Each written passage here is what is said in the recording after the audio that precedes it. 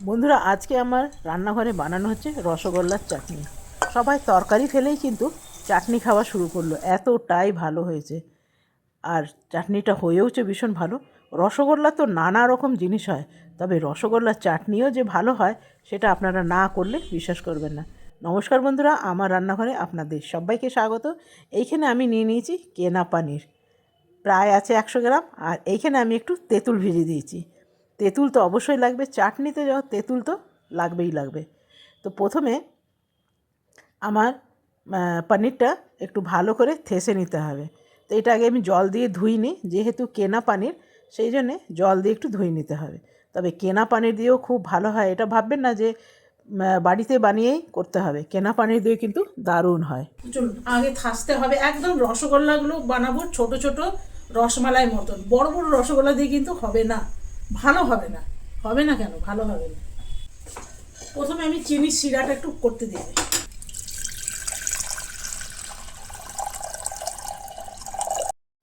প্রথমে দিয়ে দিলাম চিনি। তবে আমি খুব বেশি এখানে মিষ্টি দেবো না, কেন কি টক জাতীয় জিনিস বানাবো তো। তো সেই জন্য অল্পই চিনি দিলাম। আর এইখানে আছে 100 গ্রাম পনির। এখানে আছে 100 গ্রাম পনির। তবে 100 গ্রাম পনিরেই কিন্তু অনেকটা হয়ে যাবে। আমি প্রায় দিনই এই 100 গ্রাম পনির এনে রসমালাই বানাই। তো আজকে বানাবো। এখানে দিয়ে দিলাম হাফ চামচ ময়দা। ময়দা একটু দিতেই হবে, তাহলে কি হবে না, রসগোল্লাটা ভেঙে যাবে না। এরপরে ভালো করে থাসতে হবে। যত ভালো করে থাসা হবে তত কিন্তু রসগোল্লাগুলো খুব সুন্দর হবে, বাইন্ডিংটা ভীষণ ভালো হয়। এরপরে দিয়ে দেবো সামান্য একটুখানি ঘি। এই যে সামান্য একটু ঘি দিলাম, খুব নামমাত্র ঘি, কিন্তু বেশি ঘি দিলে আবার রসগোল্লা ফেটে যাবে। তো এইখানে এরপরে থাসার কাজ, যত ভালো করে থাসবেন তত কিন্তু রসগোল্লাগুলো খুব সুন্দর হয়, একটাও ভাঙবে না। আপনি রসটা যখন নিগড়াবেন না তখনও কিন্তু ভাঙবে না। আমার দেখুন মোটামুটি থাসা হয়ে গেছে, আর একটু থাসলেই হয়ে যাবে। তো দেখুন আমি এরপর বানিয়ে দেখি ঠিকঠাক আছে কিনা। না, দেখছি একদম ঠিকঠাক আছে।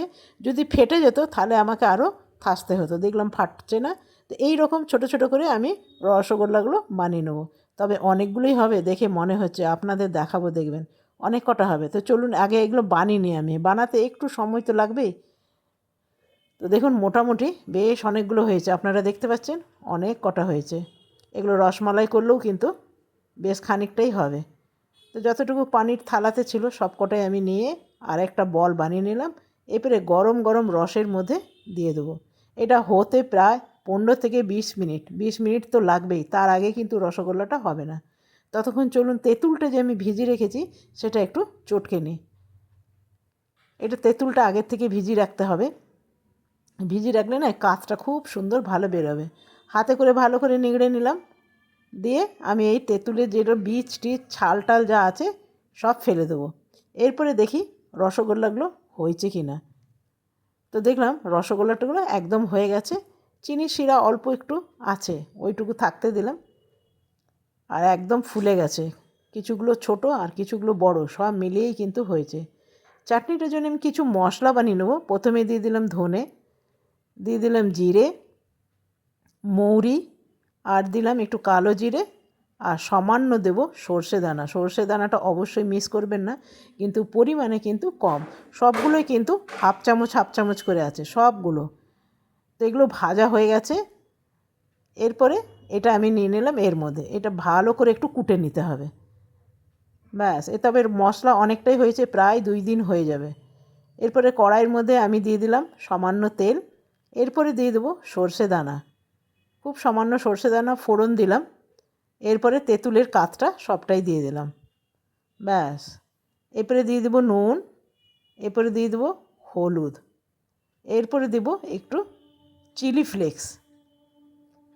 চিলি ফ্লেক্স থাকলে অবশ্যই দেবেন, তাহলে বেশ ভাল লাগে। চিনিটা আপনারা বুঝে দেবেন, যে যেরকম মিষ্টি খাবে। আমি এই যে রসগোল্লার যে রসটা আছে না, ওইটাও খানিকটা দিয়ে দেবো। আর এরকম রসগুলো চিপে চিপে আমি রসগোল্লাগুলো আলাদা করে রাখছি। তবে সবগুলো আমি বানাবো না, অর্ধেকটা বানাবো আর অর্ধেকটা রেখে দেবো, আরেক দিন অন্য দিন বানাবো। ব্যাস, এইটা আমি রেখে দেবো আর এইটার বাটিটা বানাবো। সবগুলোই আমি দিয়ে দিলাম। তবে মিষ্টিটা একদম ঠিকঠাক আছে, আর কিছুটা রস আমি এর মধ্যে দিয়ে দিয়েছিলাম। আপনারাও চাইলে এর মধ্যে দিয়ে দেবেন। আর যে ভেজেছিলাম মশলাটা গুঁড়ো করে রেখেছিলাম সেটাও এর মধ্যে দিয়ে দিলাম।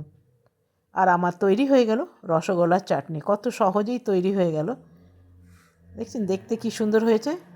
এটা দিয়েই কিন্তু ভাত খাওয়া হয়ে যাবে। দারুণ খেতে হয়েছে, দারুণ। নিজের জিনিস নিজেই ভালো বলছি কেন বলুন তো? ভালো হয়েছে বলেই।